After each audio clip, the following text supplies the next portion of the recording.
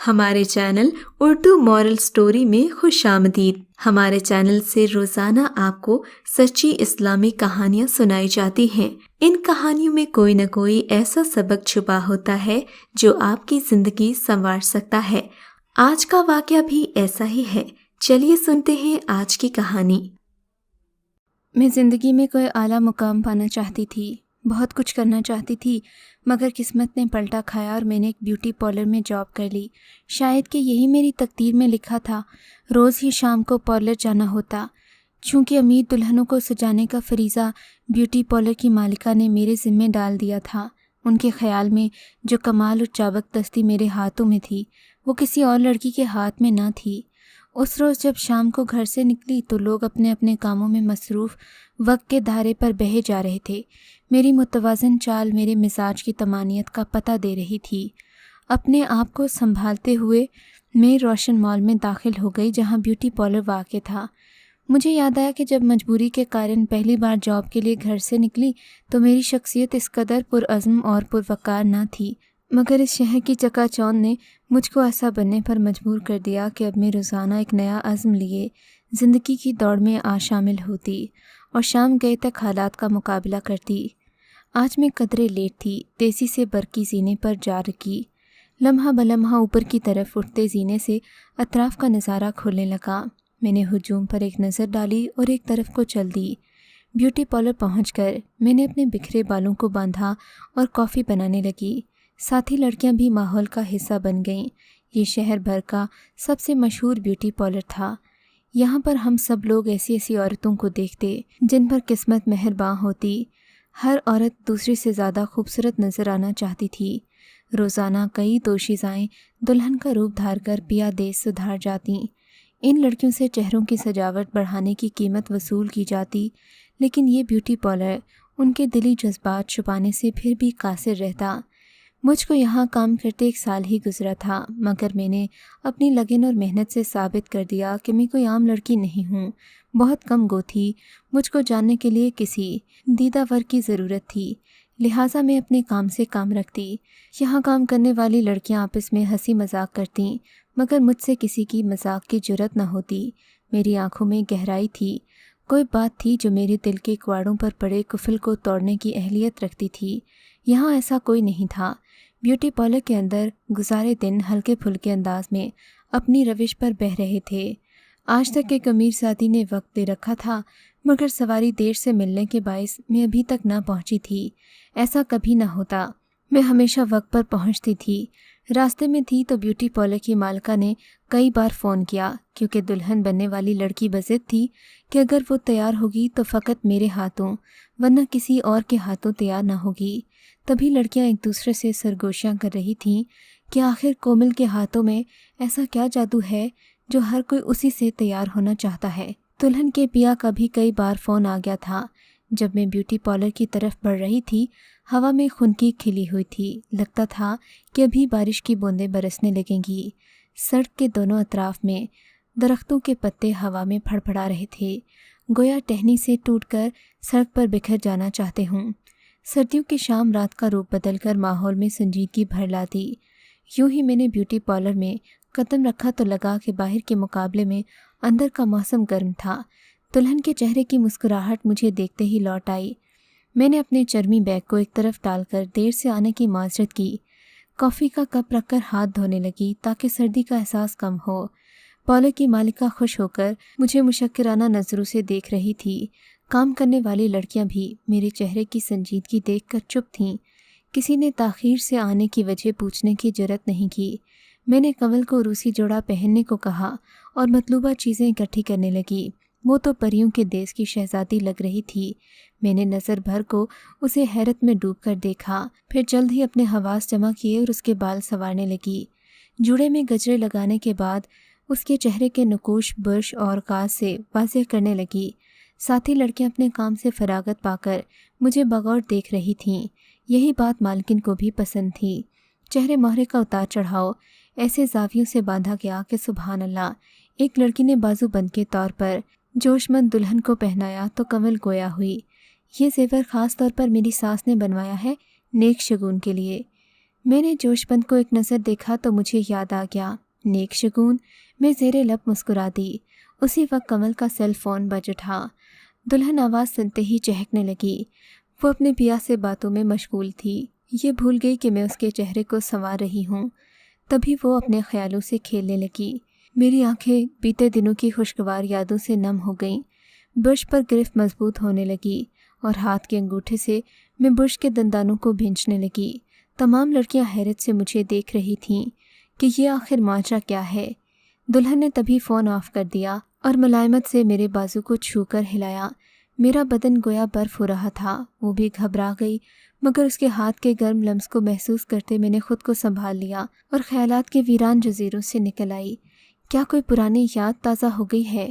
دلہن نے شائستگی سے پوچھا۔ تبھی میں نے بات ٹال دی۔ آپ کو لینے کون آئے گا اور کس وقت؟ ہمارے دولہا صاحب آئیں گے، دلہن نے لجاتے ہوئے جواب دیا۔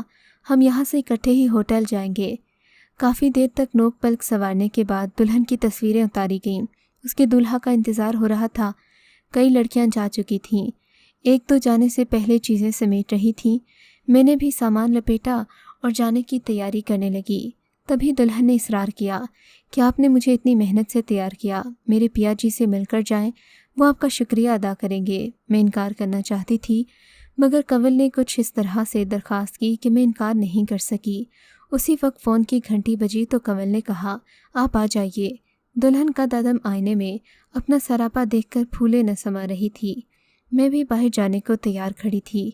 تبھی اس کے جیون ساتھی دروازے سے اندر داخل ہوئے۔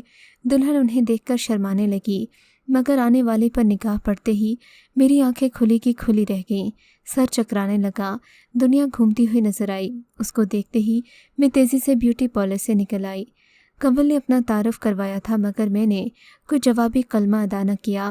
سڑک پر آتے ہی میرے دل میں طوفان اٹھ چکا تھا۔ باہر کا موسم خاصا سرد تھا، سردی کی شدت بڑھ گئی، اندھیرا اور گہرا ہو رہا تھا۔ آخری دنوں کا چاند بھی آسمان پر چھائے بادلوں میں چھپنے والا تھا۔ ماحول ایسا تھا کہ میں بے یار و مددگار کھڑی تھی۔ مجھے ٹیکسی لینا تھی، مگر دور دور تک ٹیکسی کا کوئی پتہ نہیں تھا۔ اکا دکا گاڑیاں گزر رہی تھیں۔ دلہن کو سجاتے ہوئے مجھے وقت گزرنے کا احساس ہی نہ ہوا۔ ایسے میں مجھے لگا کہ جیسے آس پاس کوئی انفریت رقص کا نہ ہو۔ اس طلسماتی منظر میں بیگ کو میں نے اپنے سینے سے لگا لیا۔ سوچنے لگی اب یہاں سے کیسے جاؤں۔ کوئی سواری نہ مل رہی تھی تو ایک طرف کو چل دی۔ تبھی مجھے احساس ہوا کہ کوئی میرا پیچھا کر رہا ہے۔ میں پیچھے مڑ کر دیکھتی، مگر وہاں کسی کو نہ پا کر مجھے واپس مڑنا پڑتا۔ چلتے چلتے مجھے لگا کہ ایک گاڑی قریب آ کر آہستہ ہوئی۔ ڈر کر میں نے اپنی رفتار اور تیز کر دی۔ میں جلد از جلد قریبی بس اسٹاپ پر پہنچنا چاہتی تھی، تاہم کنکھیوں سے دیکھا کہ شاید کوئی ٹیکسی ہو، مگر وہ کوئی نجی گاڑی تھی۔ اس میں موجود شخص کی آنکھیں مجھے گھور رہی تھیں۔ جو ہی میں نے سڑک کراس کرنا چاہی، وہ شخص گاڑی روک کر باہر نکل آیا اور گھوم کر میرے سامنے آ گیا۔ تم؟ میں نے ضبط سے زیر لب کہا۔ کیوں میرا تعاقب کیا ہے؟ اب کیا دیکھنے آئے ہو؟ جاؤ اپنی زندگی کی خوشیوں کو سمیٹو، میرا تمہارا کیا واسطہ؟ کہنے لگا مجھے معاف کر دو، اس میں میرا کوئی قصور نہیں تھا۔ ہاں، قصور تو میرا تھا کیونکہ میں منحوس تھی، حالات خراب میں نے کرائے، میری وجہ سے سڑکیں بند ہوئیں، میرے ستارے خراب تھے جو ہم نہ مل سکے، تمہارے ابا کی دکان توڑ دی گئی، میری قسمت بری تھی جو تم سے شادی کو ہاں کی۔ میں پھوٹ پھوٹ کر رونے لگی۔ سڑک کے اس پار گاڑی کھڑی تھی جس میں طاہر کی دلہن کنول بیٹھی ہوئی تھی، جس کو میں نے گھنٹوں محنت سے سجایا تھا۔ اسی نیک دل نے کہا کہ طاہر کومل کو بٹھا لو، بیچاری رات کے وقت پیدل جا رہی ہے، اس وقت اسے سواری کہاں سے ملے گی؟ اس نے ترس کھایا ہوگا۔ یہ خیال آتے ہی آنسو اور تیزی سے میرے رخساروں پر بہنے لگے۔ کومل، مجھے سمجھنے کی کوشش کرو، شہر کے حالات ہی کچھ ایسے ہو گئے تھے۔ جب سب کی طرف سے دباؤ بڑھ گیا، میں کچھ نہ کر سکا تو میرا ذہن معاف ہو گیا۔ میں آج بھی تم سے محبت کرتا ہوں۔ کنول میری دلہن بنے گی میں نے سوچا نہیں تھا۔ خاموش۔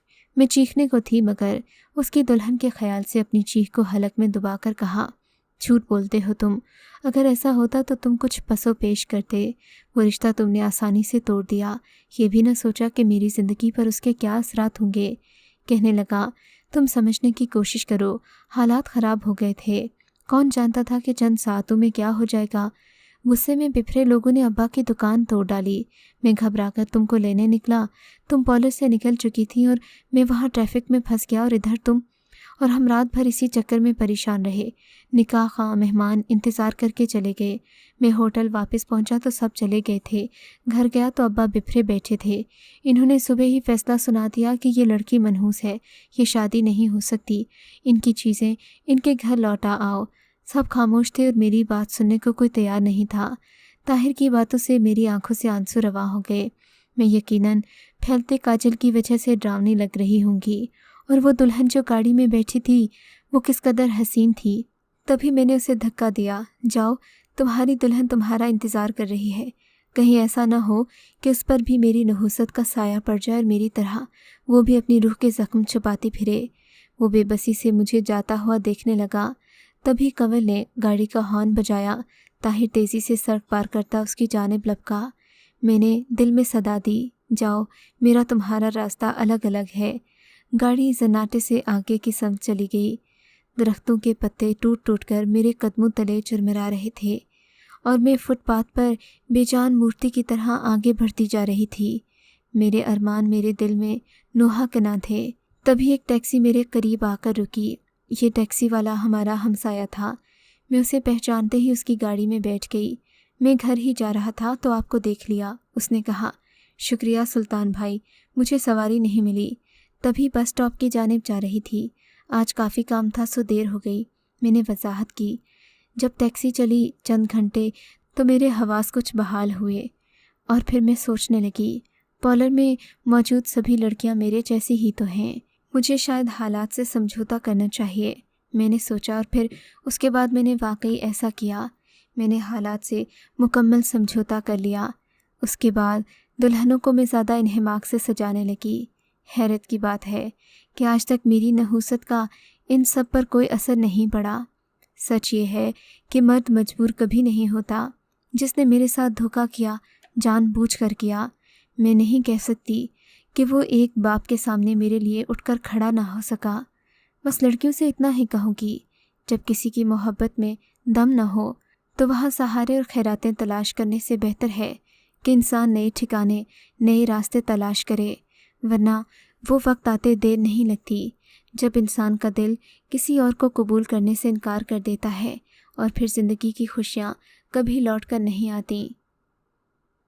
अगर आपको आज का ये वाक़या पसंद आया है तो इस वीडियो को लाइक ज़रूर कीजिए, और इस तरह के मज़ीद किस्से सुनने के लिए हमारे चैनल उर्दू मोरल स्टोरी को सब्सक्राइब ज़रूर कीजिए।